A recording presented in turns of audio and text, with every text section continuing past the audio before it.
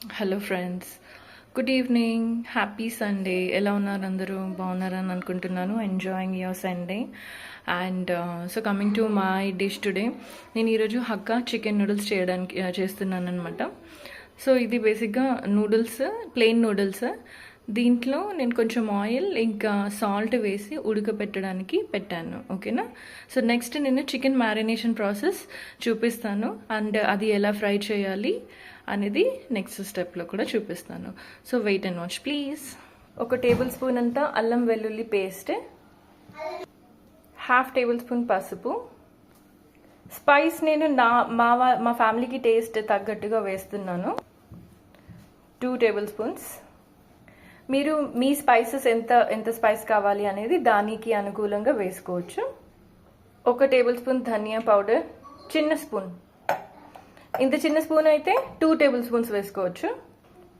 ఇది జీలకర్ర పొడి, టేస్ట్కి తగినంత గరం మసాలా, ఉప్పు తగినంత.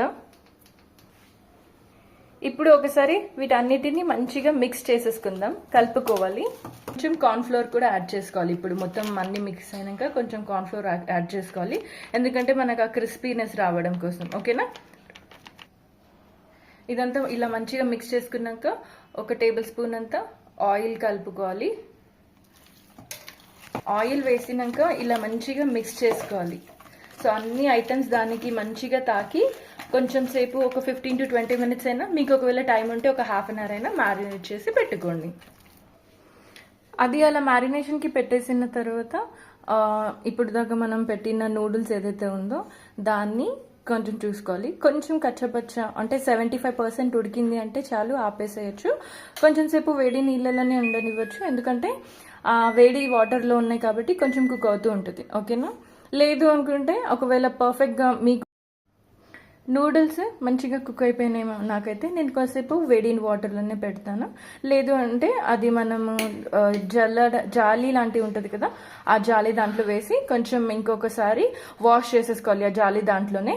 అంటే అది వేడికి మళ్ళీ ఇంకా ఉడకకుండా, ఎందుకంటే మనం మళ్ళీ ఫ్రై చేసేటప్పుడు కొంచెం ఉడుకుతుంది కాబట్టి. ఓకేనా? జల్లెడలో వేసి పెట్టేసుకోండి సైడ్కి. నెక్స్ట్ మనం చికెన్ ఫ్రై చేసేది చూపిస్తాను. ఫ్రైకి తగినంత మంచిగా ఆయిల్ క్వాంటిటీ ఎక్కువనే వేసుకోవాలి. చికెన్ పీసెస్ లోపలికి మునిగి మంచిగా పైకి వచ్చేలాగా. ఓకేనా? సో ఆయిల్ అనేది హీట్ అయిపోయింది ఫ్రెండ్స్. ఇప్పుడు కొంచెం గ్యాస్ మీడియం ఫ్లేమ్లో పెట్టేసుకొని చిన్న చిన్న పీసెస్ వేసుకుంటూ ఉండాలి మనము.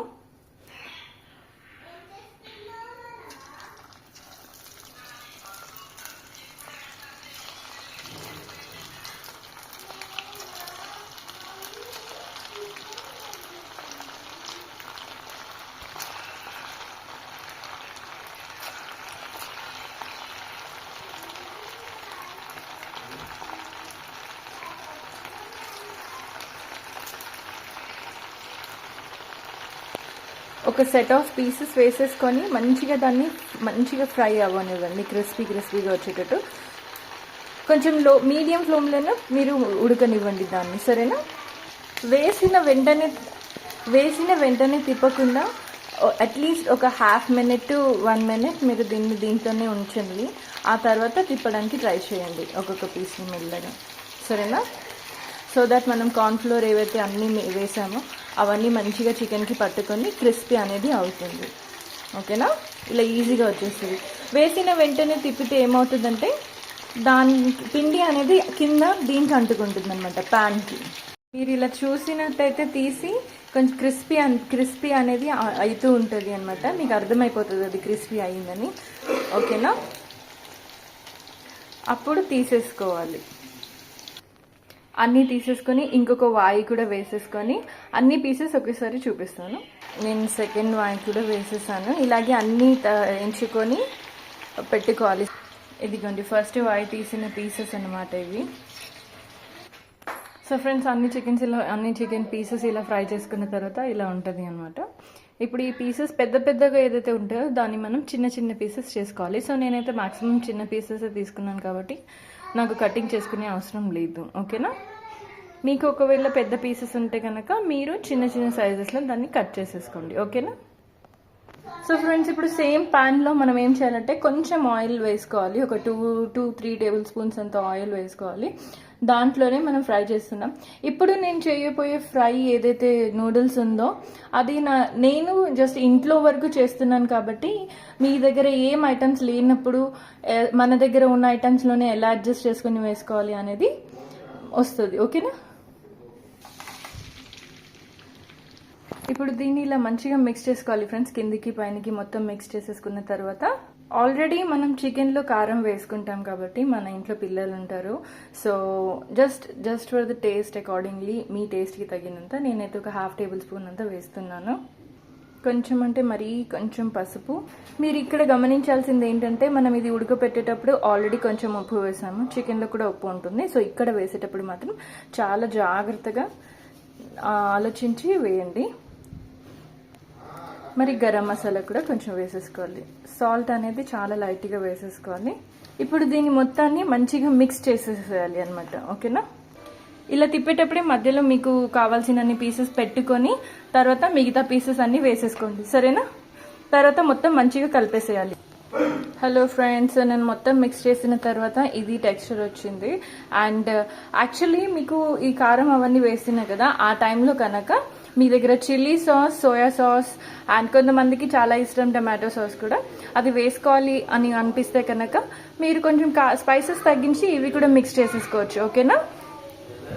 దీని తర్వాత ఒక 2 నిమిషాలకి దమ్ముకి పెట్టేసి మనం ఇది ప్రాసెస్ అనేది అయిపోయిందనమాట. సర్వింగ్ చేసుకోవచ్చు ఇంకా. సో ఫ్రెండ్స్, ప్లేట్లో సర్వ్ కూడా చేసేసాను. సో నా ఇప్పుడు మా హస్బెండ్ తోటి నేను టేస్ట్ అనేది చేపించేస్తున్నాను. హాయ్ కార్తీక్. హాయ్.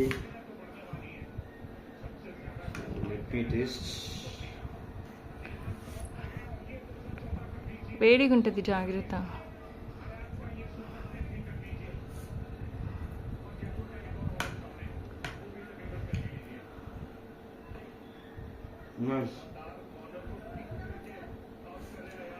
బాగుంది.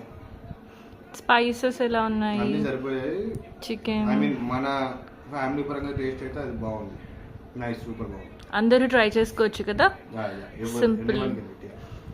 క్వాంటిటీస్ క్వాలిటీస్ అంతే super nice. Okay, thank you. So ఇప్పుడు మా పాప కూడా టేస్ట్ చేయబోతుందండి. అనన్య, టేస్ట్ చూసి చెప్తావా ఎలా ఉంది అనేది? ఓకే, ఫోక్తో తిను.